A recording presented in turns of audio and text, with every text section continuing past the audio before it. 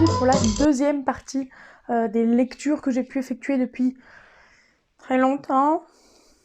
Et je voulais, avant de passer à la présentation de ces livres et ce que j'en ai pensé, vous parler du fait que j'ai dit quelque chose la dernière fois et j'ai changé d'avis depuis. Donc je fais une petite mise au point dessus. Alors peut-être que vous le voyez après parce que c'était plus pressé, mais vous le savez peut-être ou pas du tout en fait, j'y pense.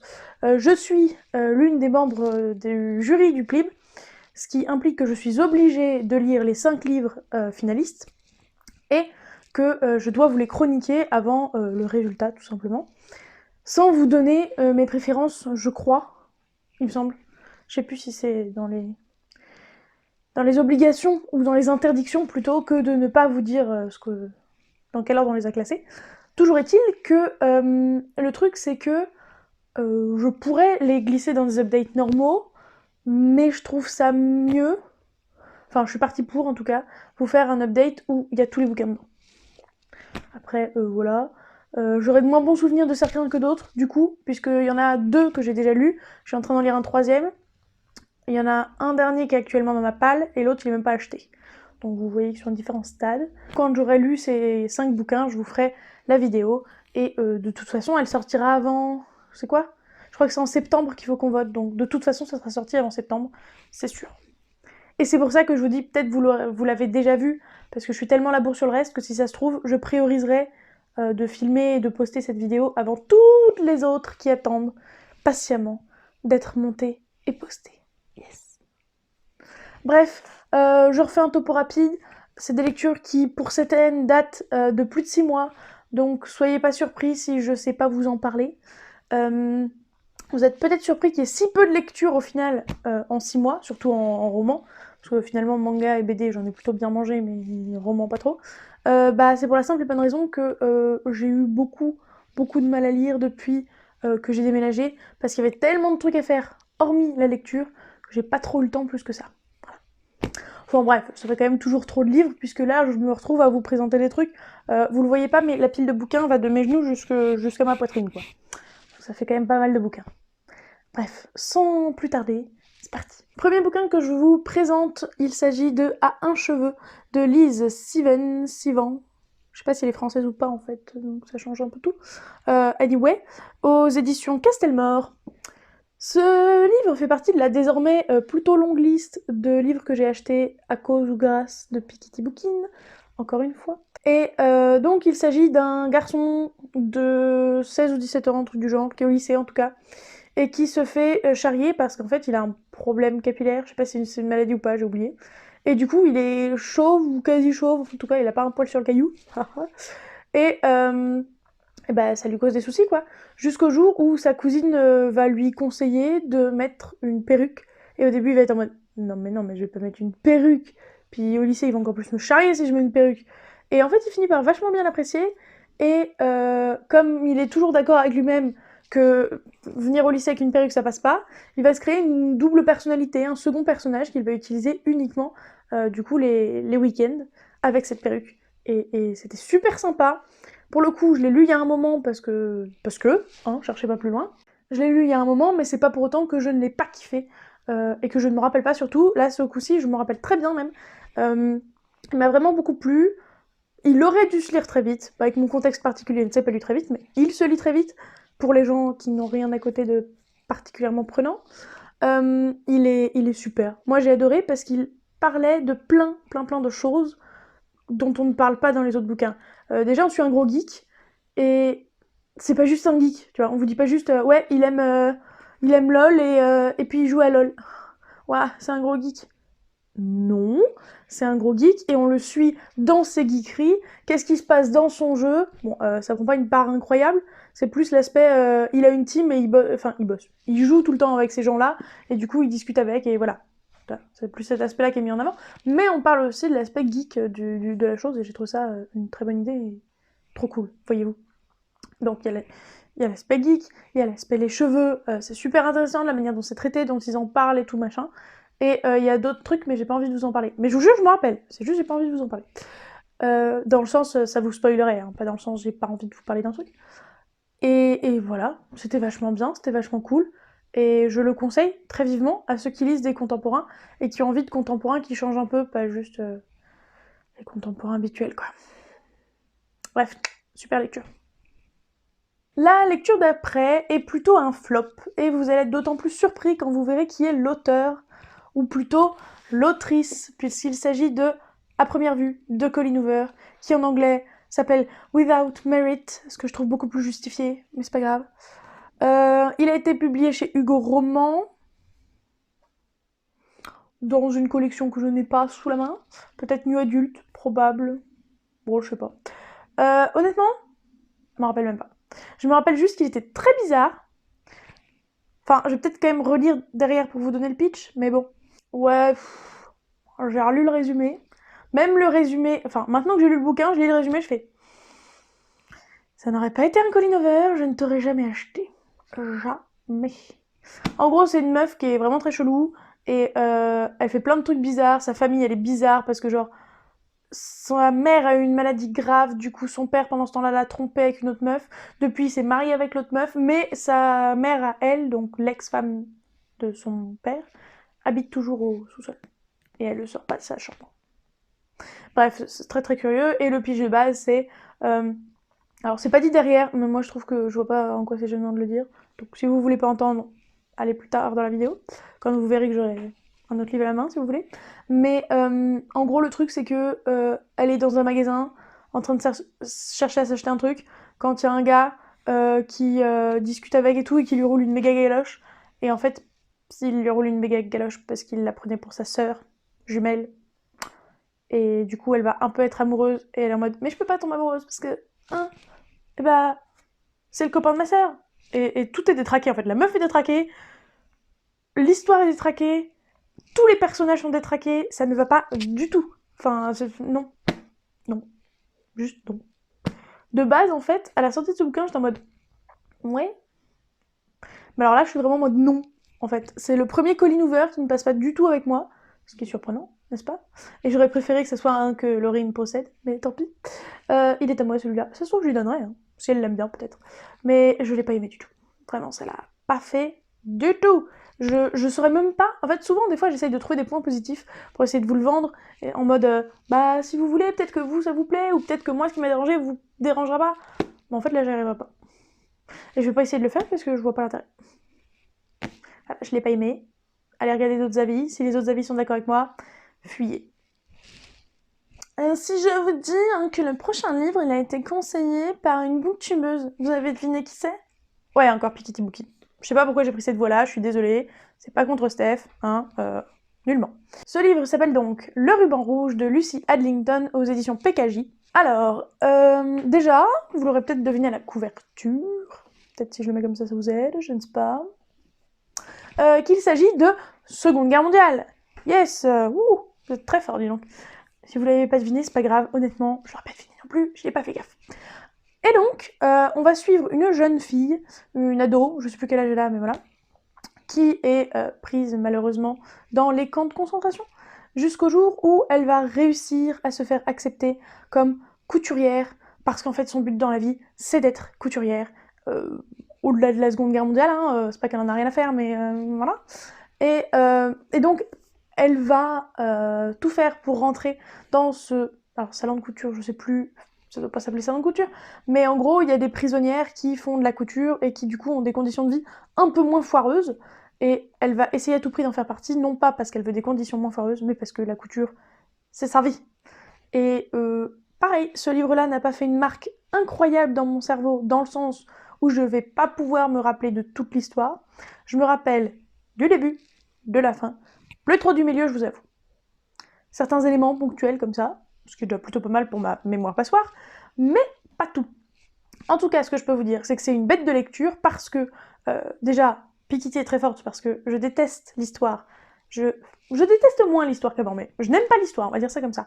Et je déteste, pour le coup, la mode, la couture et tout ce que tu veux, j'en ai rien à cirer. Donc, savoir que Pikiti a réussi à me vendre ce livre, c'était assez ouf. Mais alors, savoir qu'en plus je l'ai apprécié, Lucy Adlington, Pikiti, voilà, bien joué. Je me rappelle du début que je vous ai un petit peu pitché là, et de la fin parce que la fin ne m'a pas convenu. Et pourquoi je me rappelle particulièrement de la fin? Parce que Piketty elle-même avait dit qu'elle avait adoré le bouquin, mais que la fin, elle l'avait trouvé naze. Et je suis parfaitement d'accord avec elle. La fin ne convient pas au reste, la fin n'est... C'est pas qu'elle est pas dans la même ambiance, c'est pas exactement ça, mais c'est que ça casse. Juste ça casse. Ça casse tout. Après, il y a peut-être des personnes qui ont bien aimé la fin. D'ailleurs, si vous en faites partie, dites-moi en commentaire pourquoi. J'aimerais comprendre. Mais là, vraiment, je l'ai pas. J'ai pas aimé la fin. Par contre, tout le reste, c'était tip top. D'un point de vue historique, je pense que c'était plutôt correct. D'un point de vue émotion, sentiment, la façon... C'était nickel. Le style d'écriture, très bien aussi. Bref, j'ai kiffé.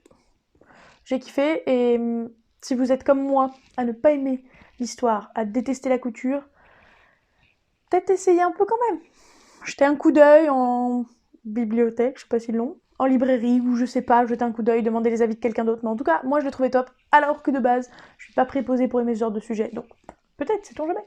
Ensuite, j'ai lu, ensuite, oui et non, hein, voilà. L'heureux gagnant du PLIB 2018, comme quoi le PLIB est un running, pas gag, mais running topic de ce point lecture, de cet update, puisque j'ai lu donc Les Sœurs Carmine, le tome 1, Le complot des corbeaux, d'Ariel Holtz. Je suis désolée, je sais pas te dire ton nom de famille.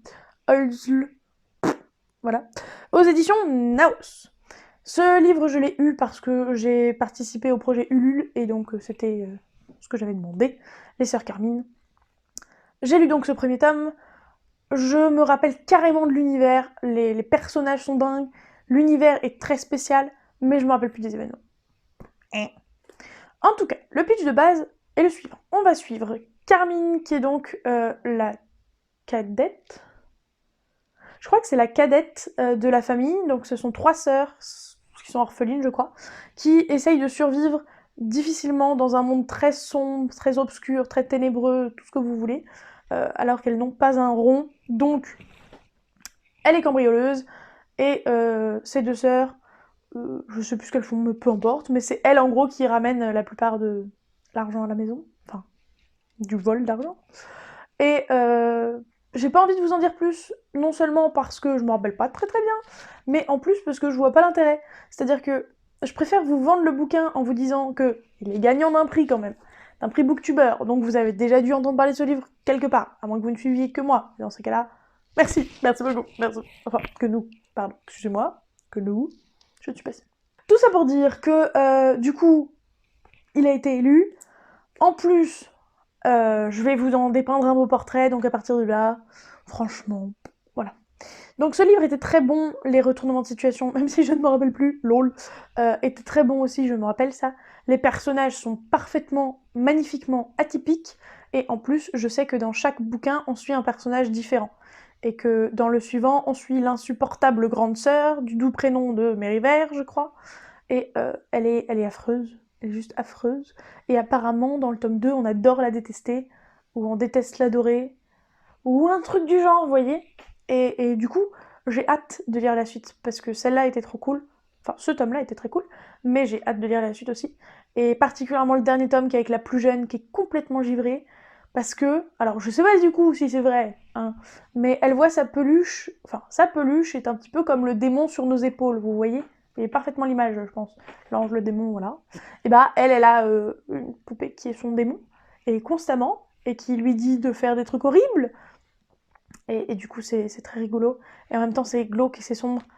Alors, c'est juste à tester, c'est juste à lire.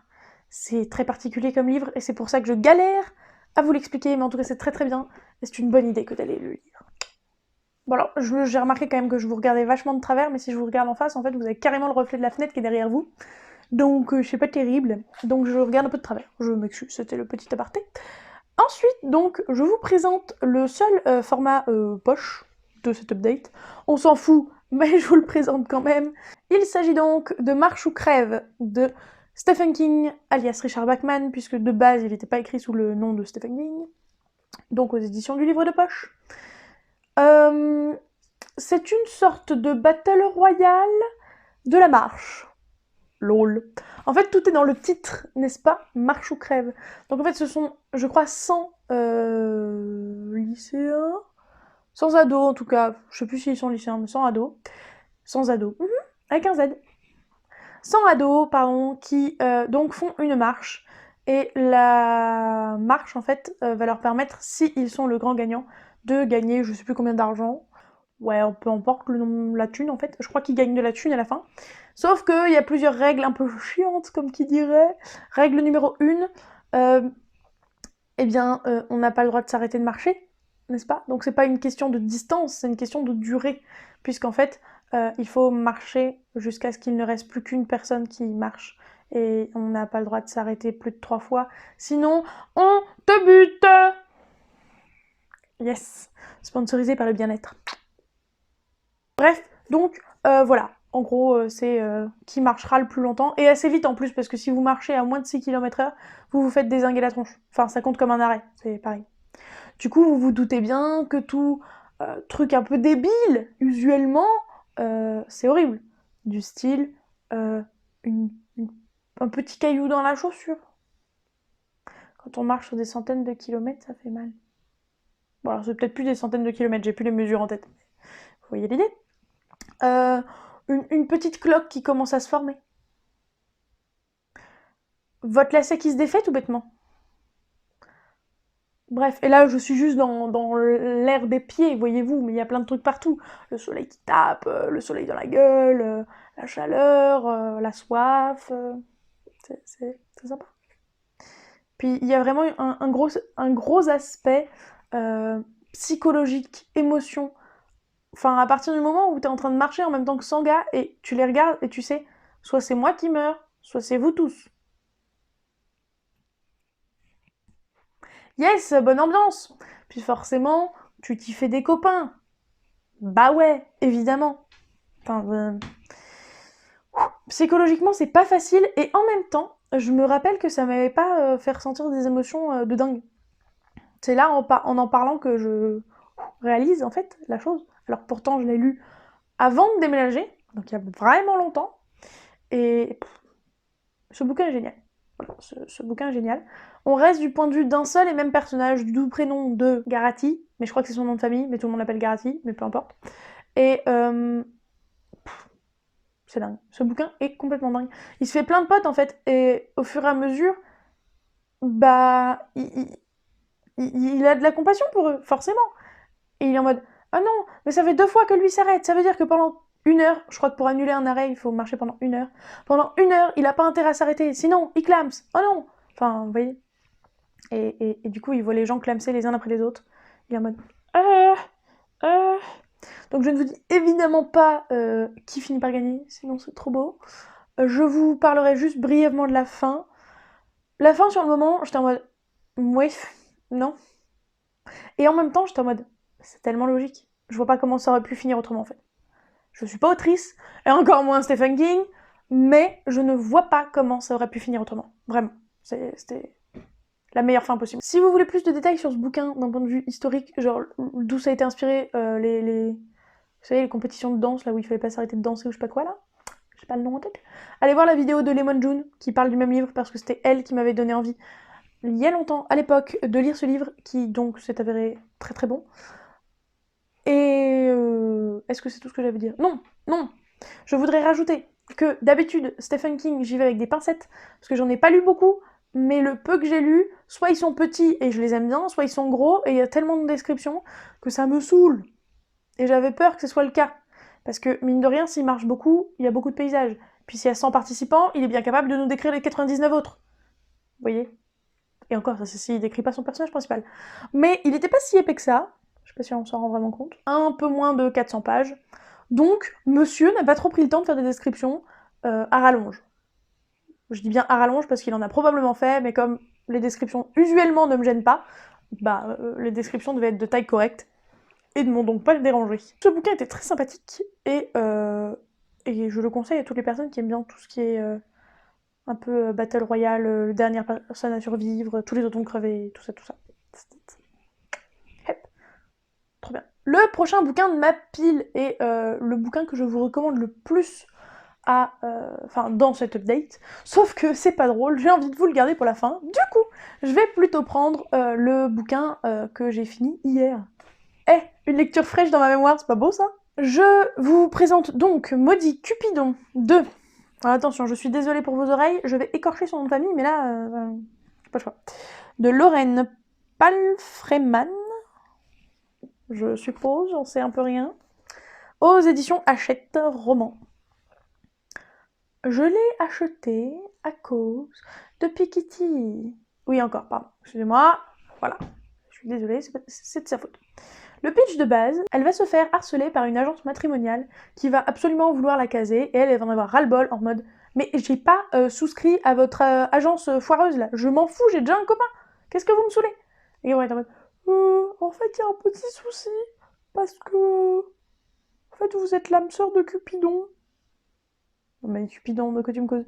Bah le Cupidon quoi. Normalement, il n'est pas censé avoir d'âme sœur, parce que quand on est Cupidon, on n'a pas d'âme sœur, mais en l'occurrence, c'est fou. On a merdé. C'était donc le pitch de base joué avec un brio particulièrement intéressant. Ça ne se dit pas, mais on s'en fiche en vrai. Moi, je suis pas autrice, je suis juste booktubeuse, j'ai pas besoin de parler correctement. Oh, me saoulez pas là. Anyway, tout ça pour dire que cette histoire, je l'ai bouffée. Ces derniers temps, je suis très lente à lire parce que j'ai pas le temps, parce que le boulot, parce que si, parce que ça, parce que quoi, parce que qu'est-ce? J'ai kiffé, j'ai vraiment trop kiffé. Ceux qui ont la ref, mettez-la en commentaire. Ou mettez un pouce bleu, c'est encore plus subtil. Tout ça pour dire, du coup, c'est une histoire très sympa. Alors, clairement, le style de l'autrice ne transcende pas l'écran, non, certainement pas, ne transcende pas les pages. J'irai pas faire un lien direct avec le fait que c'est une autrice Wattpad. Voilà, hein, je l'ai pas dit. Hein. Mais en tout cas, c'était une lecture dont j'ai adoré l'histoire parce qu'elle est tellement originale. Alors, il y en a peut-être d'autres qui parlent de Cupidon, qui parlent d'une agence matrimoniale d'origine mythologique. Mais en tout cas, là, ça m'a beaucoup plu. S'il y en a d'autres qui existent, prévenez-moi, ça m'intéresse parce que l'histoire était vraiment géniale. Les personnages sont sympas sans plus, c'est-à-dire que je vais pas me rappeler éternellement de qui est qui, etc. Bon, là, c'est fraîchement dans ma mémoire, mais dans 2 mois, je me rappelle juste que c'était trop bien et que j'irai la suite avec impatience. Ouais, ça veut rien dire encore. C'est une très bonne lecture. Pas tant que ça axé romance au final, même si on aurait pu croire. Moi, c'est ce que je pensais de base. Même si j'aime un peu tous les genres, du coup, ça va gêner. Mais sachez à ceux qui voudraient le lire que c'est plus axé action et forcément mythologie que romance au final. Peut-être que le tome 2 sera plus axé romance, mais ça m'étonnerait. En tout cas, c'est une jolie lecture que j'ai beaucoup aimée. Et enfin, ce fameux dernier livre, le fameux que je recommande plus que les autres. Oui et non. En tout cas, celui que je recommande avec le plus d'ardeur. Et je vais vous présenter 2 éditions de ce bouquin. Et là, vous allez vous dire, ah, tu l'as aimé au point que t'achètes 2 éditions? Non, en fait, j'ai reçu ces 2 éditions dans 2 box livresques. Oui, encore. Et non, ça ne veut pas dire pour autant que ce livre est en VO. Puisqu'il s'agit de... Ah mince. Puisqu'il s'agit de... Grace and Fury! Ou... Ah bah non, en fait ils s'appellent tous les deux Grace and Fury. De Tracy Bangart. Tracy Bangart, je sais pas comment ça se dit. Donc ça c'est la couverture française, hein, que vous reconnaîtrez peut-être. Ça c'est la couverture spéciale Owl Crate, à l'époque où j'avais encore des Owl Crate. Oui, ce temps est révolu. Je ne sais plus si je vous l'avais dit, mais voilà, ce temps est révolu. Comme je vais pas m'amuser à tenir les 2 bouquins autour de ma jolie fesse, bien sûr, autour de mon joli visage, je vais me contenter de prendre celui-là parce qu'il est en français et parce qu'il y a moyen de s'amuser.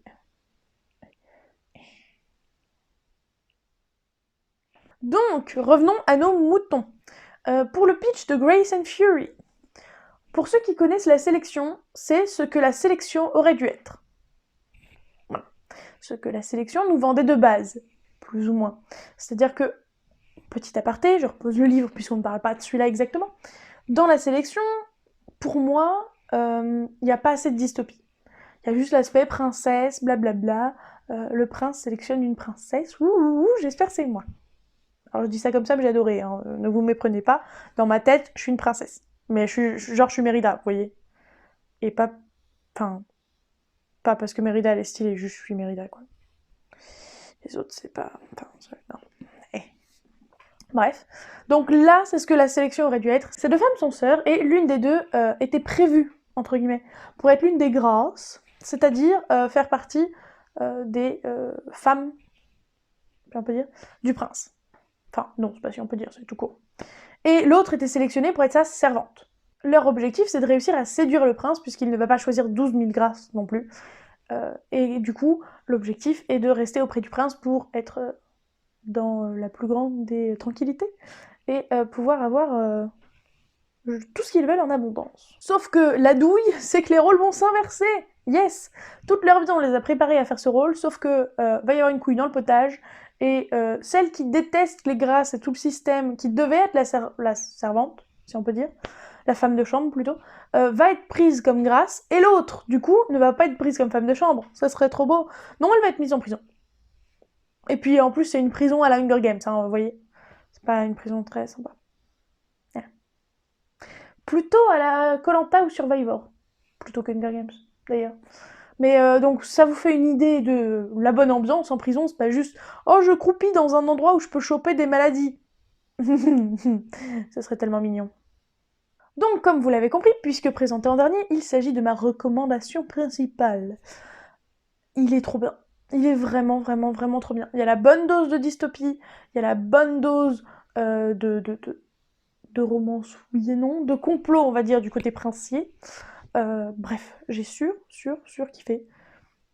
Je l'ai lu il y a un moment aussi, mais là, pour le coup, c'était trop bien. Je sais pas quand sort le tome 2, je sais pas quand il est prévu, mais je peux vous dire avec assurance qu'il me fera kiffer.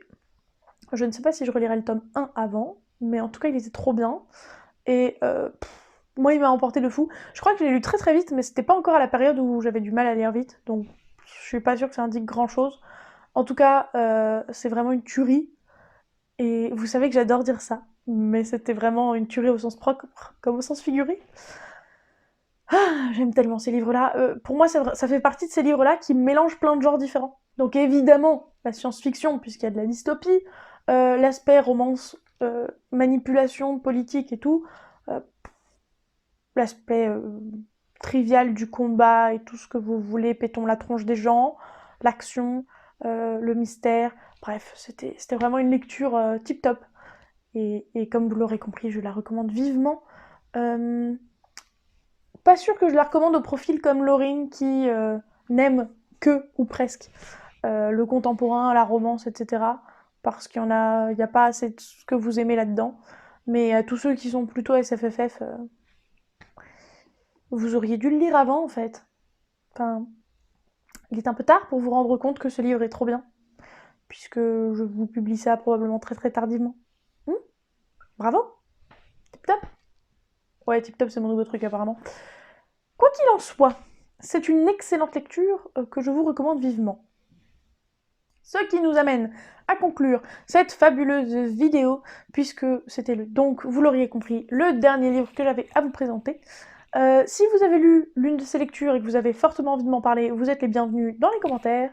Si vous avez envie de dire quel livre vous avez fait envie ou quel livre vous avez dans votre palle, faites-le aussi. Et si vous avez des recommandations pour moi par rapport à ce que je viens de vous présenter, ou si vous voulez me parler de votre lecture en cours, pareil, faites-vous plaisir. N'oubliez pas de lâcher un petit pouce bleu, comme mon super pull, si l'envie est là, de vous abonner si ce n'est pas déjà fait, parce que je pense que si vous êtes à ce moment-là de la vidéo, c'est clairement que ça vous a plu, donc qu'attendez-vous pour vous abonner? Je ne sais pas. En tout cas, je vous souhaite d'excellentes lectures à venir, je vous fais de gros bisous, et je vous dis évidemment... Ciao. Ouais, j'ai mis un laps de temps supplémentaire. Je voulais mettre du suspense, pour qu'on sache pas trop ce qui allait venir. Oh, je me fatigue toute seule.